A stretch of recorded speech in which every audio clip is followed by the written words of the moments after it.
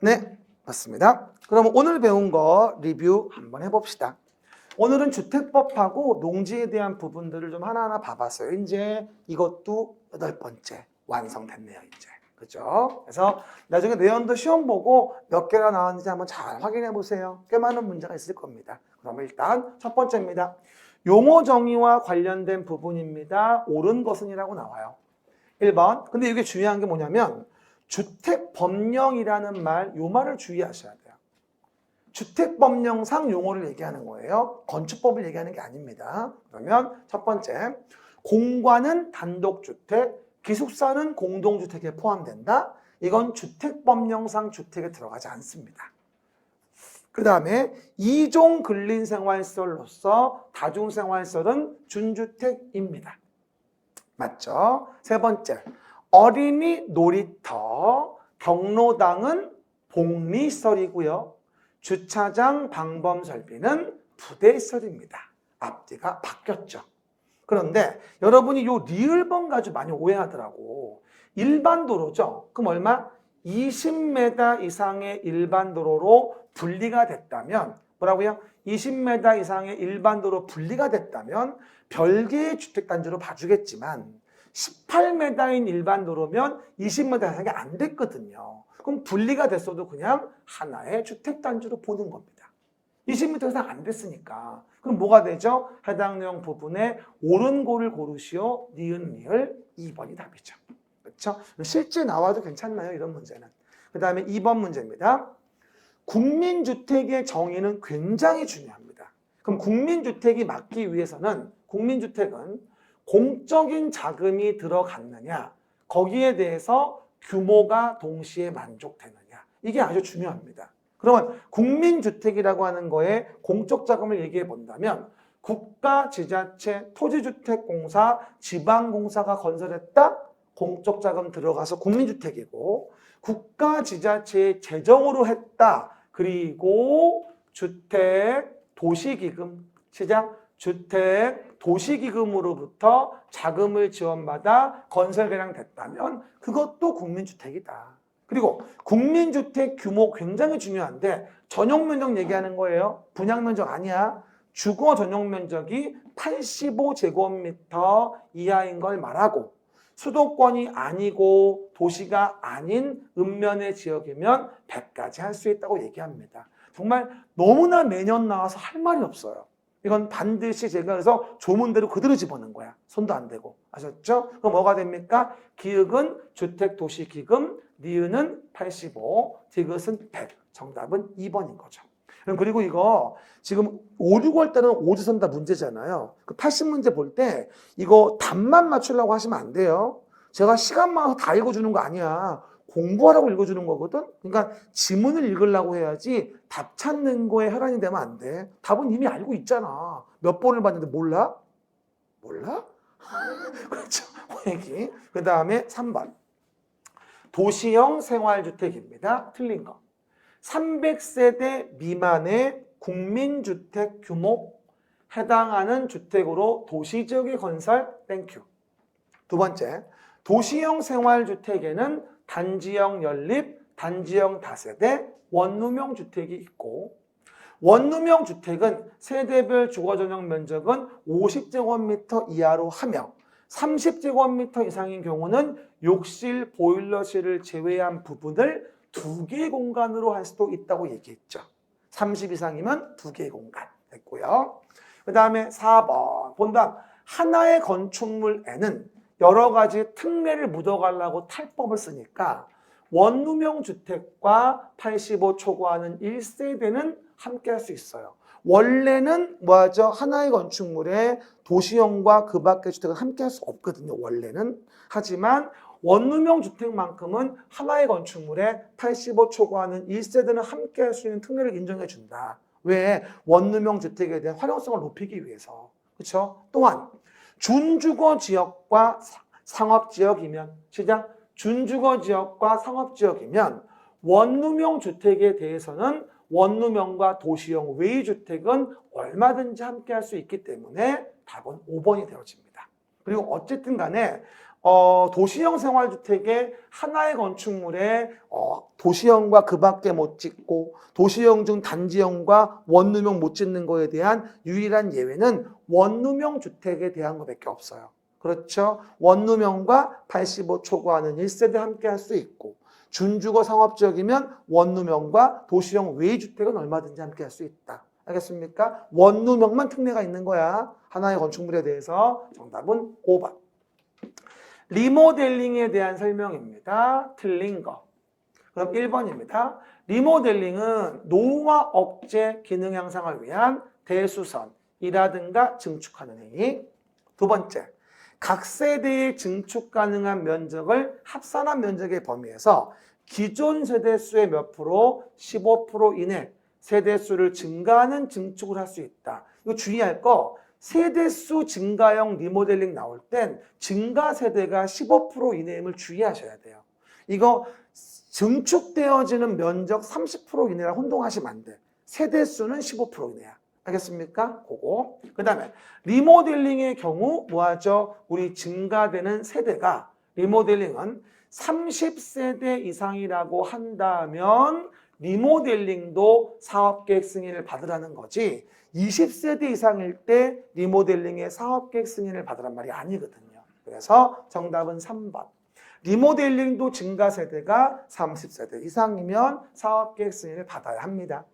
게다가 수직 증축형 리모델링이라고 한다면 기존 건축물의 층수가 15층 이상일 땐 3개층까지 할 수 있으니까 15층이면 3개층까지 할 수 있다는 거죠.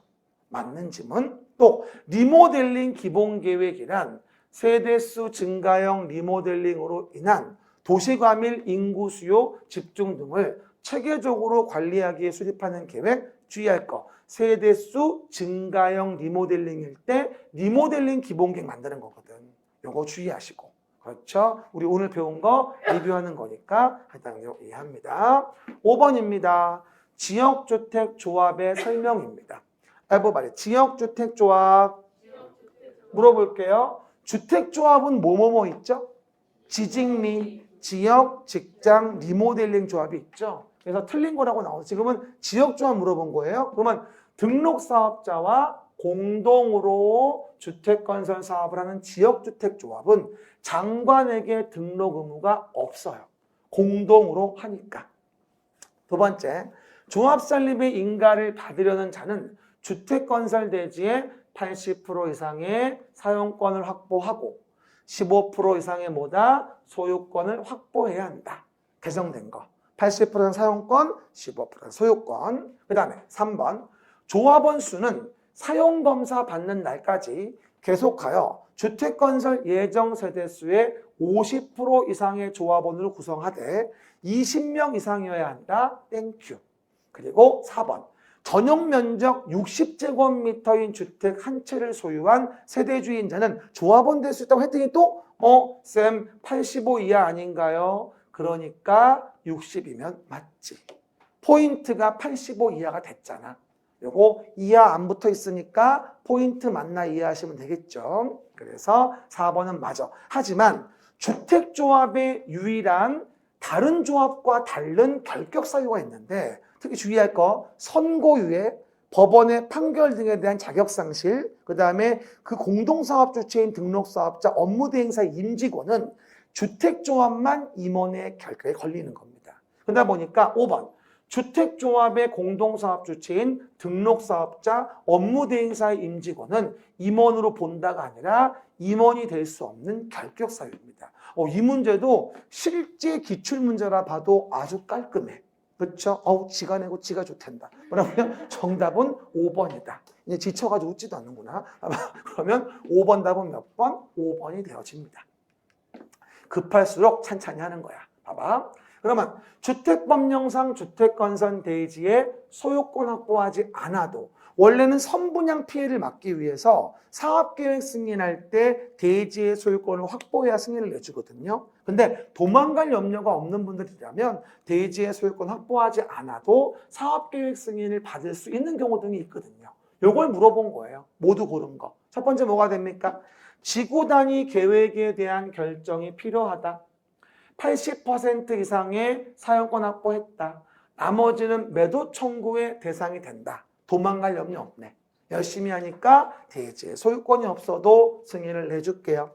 니은번 사업 주체가 주택건설 대지의 소유권을 확보하지 못하였으나 당의 대지를 사용할 수 있는 권한을 확보했다면 지구 단위기에 관련이 없어도 대지의 소유권 확보하지 않아도 사용권 확보로 승인을 내주겠다. 세 번째, 국가지방자치단체 토지주택공사 지방공사가 주택건설 사업을 시행한다면 다 공공의 자니까 대지의 소유권이 없어도 사업계획 승인을 내주겠다. 네 번째, 리모델링을 결의한 리모델링 조합이 매도 청구하는 경우라고 한다면 리모델링에 대한 부분은 신축도 아닌데 굳이 빡빡하게 대지 소유권 없다고 승인을 안 내주는 건 말이 안 되죠. 그래서 리모델링 결의를 한 리모델링 주택조합이 매도 청구하는 경우라면 대지의 소유권이 없어도 승인을 내주겠다. 뭐라 물어봅시다. 리모델링은 언제 사업계획 승인 받았죠? 좀 아까 했는데 증가되는 세대가 30세대 이상일 땐 리모델링도 사업계획 승인 받거든. 그런 경우에 리모델링 결의를 한 리모델링 조합이 매도 청구하는 경우라면 대지의 소유권 확보하지 않았다고 승인을 안 내주는 건 말도 안 되지. 신축도 아닌데. 그렇죠? 그래서 정답은 5번. 기역, 니은, 디귿, 리을 다 맞는 지문입니다. 7번입니다. 공구에 대한 설명입니다. 틀린 거라고 나옵니다. 공구.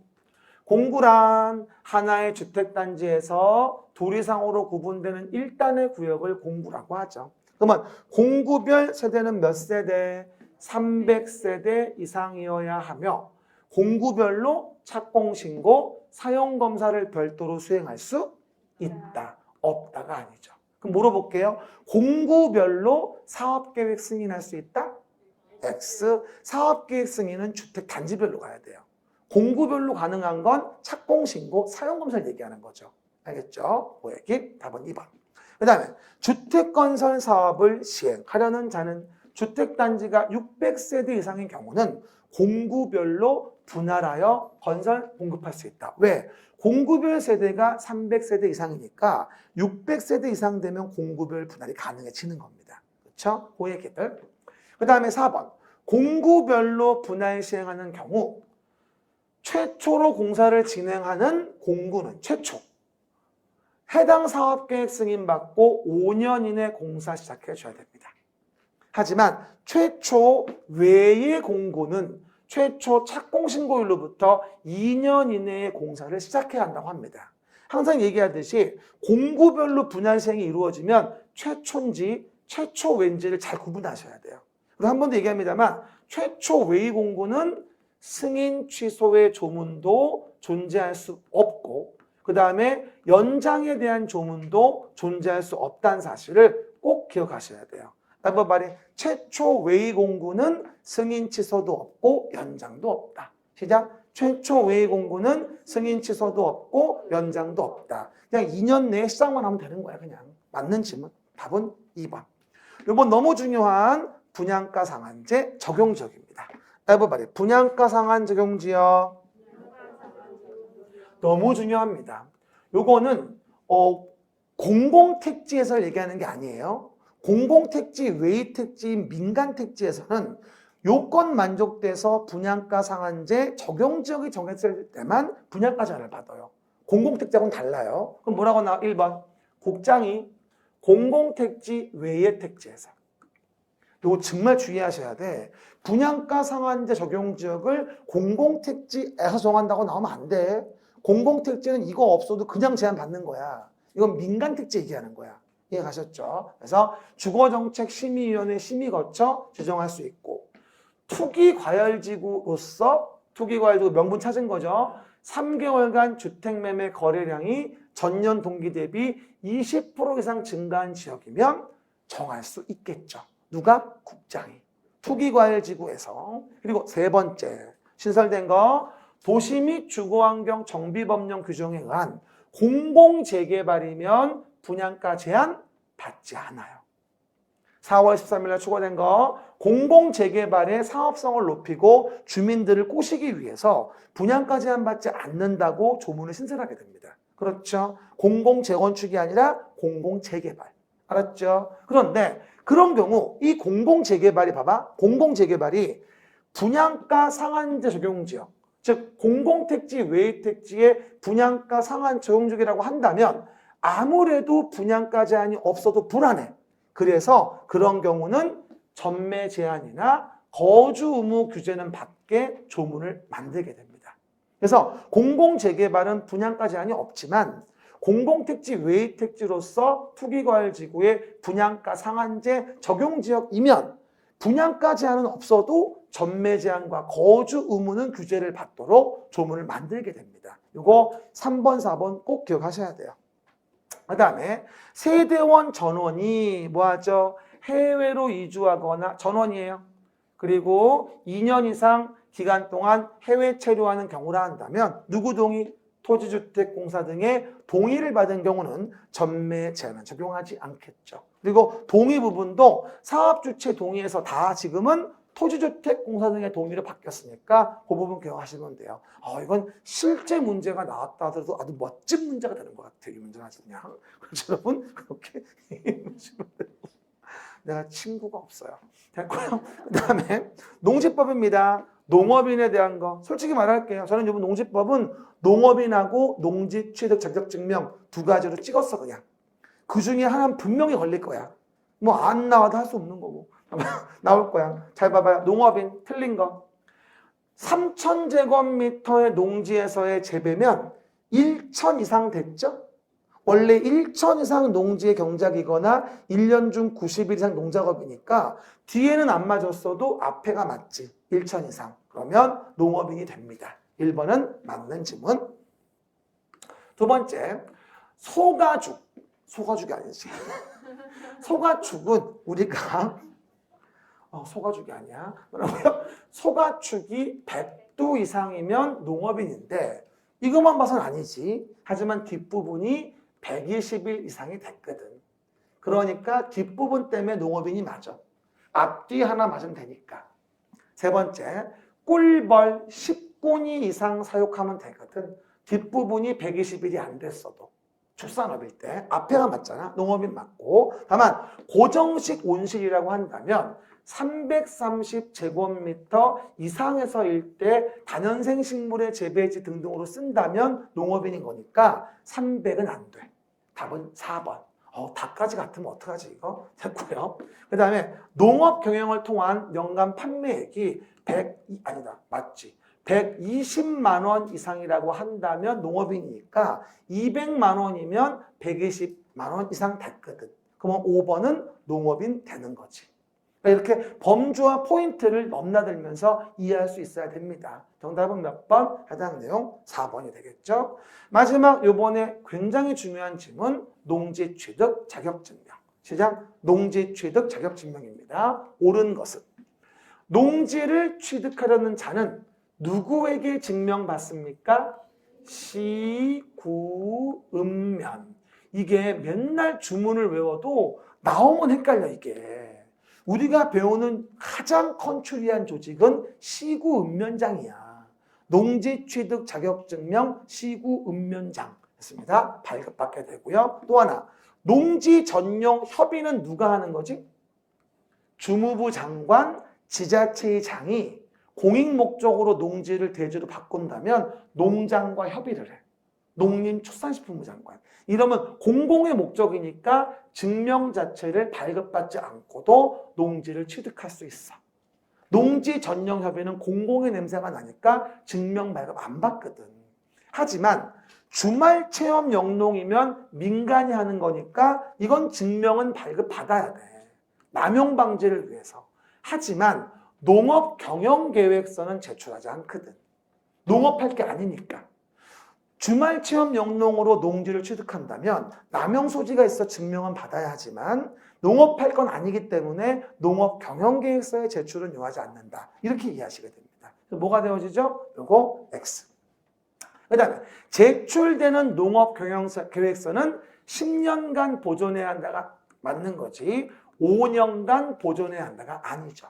요거 분명 나와줘야 됩니다. 5년간 보존해야 한다가 아니라 10년간 보존해야 한다. 이번에 나올 필수 지문. 그렇죠? 그 다음에 소유권 이전 등기 신청할 때 증명을 첨부하지 아니할 수 있다. 그러면 이전 등기 안 됩니다. 등기할 때 신청할 때는 농지 취득 자격 증명이 첨부가 되어져야지 이전 등기 되어지는 거거든요. 어쨌건 농지법은 농업인하고 농지 취득 자격 증명을 저는 걸었습니다. 너무 수고하셨고요. 다음 시간에 다시 만나 뵙겠습니다. 감사합니다.